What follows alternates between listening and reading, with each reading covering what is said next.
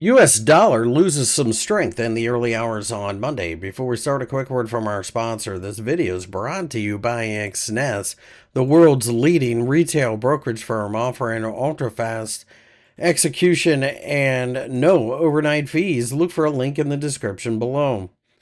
The euro has rallied a little bit during the trading session on Monday in the early hours, but we are still well within the trading range that we have been in.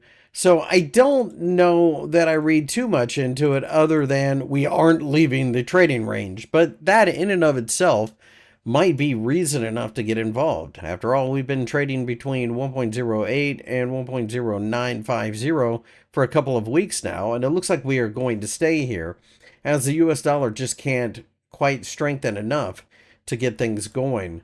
The US dollar has rallied significantly against the Japanese yen to touch the 150 yen level, but it's not until we close above there that I start thinking about going long in this pair. That doesn't mean it can't happen. It might be a Tuesday or Wednesday thing, but right now it certainly looks like we are going to continue to see a lot of resistance. If we break down below the 148 yen level, then I start to look to the downside, perhaps reaching 146.50 and then eventually 145. I do think we're at a major inflection point, so the dollar against the yen is something that I am most certainly watching at the moment.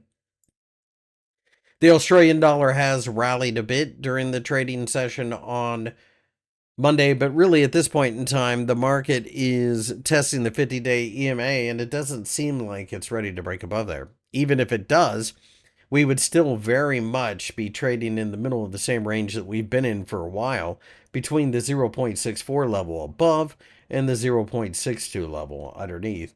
Quite frankly, the Australian dollar is one of my least favorite major currencies against the greenback, and you can see why based on the first 3 months of the year just simply going nowhere.